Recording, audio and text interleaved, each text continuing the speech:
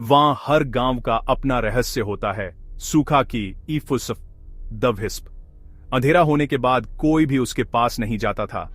कहा जाता था कि अगर तुम किनारे पर झुककर ध्यान से सुनोगे तो कुआं तुम्हारा नाम फुसफुसाएगा, और अगर तुम जवाब दोगे। लेकिन मीना को भूत प्रेतों की कहानियों पर यकीन नहीं था। वह 17 साल की थी, जिद्दी और जिज्ञासु। एक रात जब उसके दोस्तों ने उसे डरने के लिए चिढ़ाया तो उसने उन्हें गलत साबित करने की ठान ली। अमावस्या की रात थी, हवा भारी थी और गांव के कुत्ते बेवजह भौंक रहे थे। मीना ने अपने शरीर पर एक शॉल लपेटा और चुपचाप अपने घर से बाहर निकल गई। कुआं पीछे खड़ा था। जैसे ही वह पास आई, उसे अपनी रीढ़ में ठंडक महसूस हुई।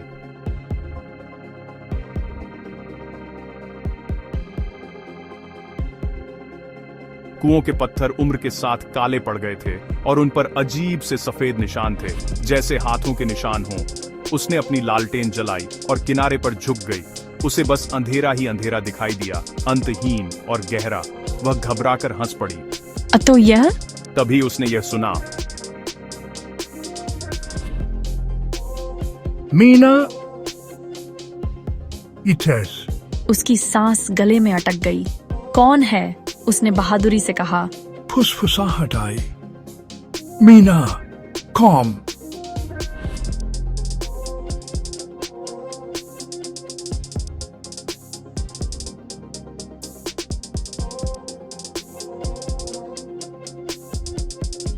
अचानक एक ठंडी हवा के झोंके ने लालटेन बुझा दी।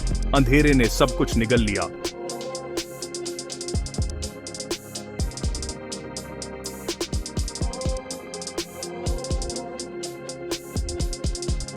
मीना चीखी और लड़खड़ाकर पीछे हट गई। उसकी एड़ी खाई लगे पत्थरों पर फिसल गई। गिरने से पहले उसने खुद को बड़ी मुश्किल से संभाला।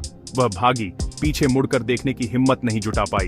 घर पहुंचते ही उसने दरवाजा जोर से बंद कर लिया और कांपती हुई जमीन पर गिर पड़ी। उसकी माँ दौड़कर उसके पास आई। क्या हुआ बेटा? उस रात उसे नींद नहीं आई। हर बार जब वह आंखें बंद करती तो उसे फिर से फुसफुसाहट सुनाई देती। The village priest came to bless her. He sprinkled holy water and warned her parents, the well hungers. It remembers whoever answers its call. कुएं के चारों ओर छोटे छोटे पैरों के निशान थे जो बाहर की ओर इशारा कर रहे थे। अंदर नहीं, उस रात गांव वालों ने अपने दिए जलाए रखे। कोई सोया नहीं। आधी रात के आसपास मीना के दरवाजे पर दस्तक हुई।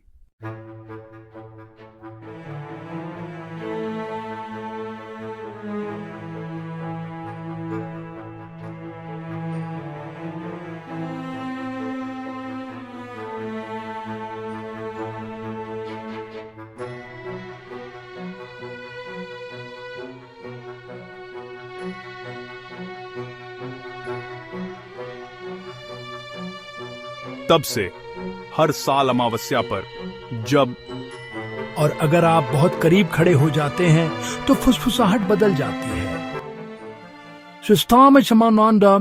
क्या आप चाहेंगे कि मैं इस कहानी का आगे हिंदी संस्करण बनाऊं या इसे वर्णन के लिए अंग्रेजी में ही रखूं? क्या यह बातचीत अब तक मददगार रही?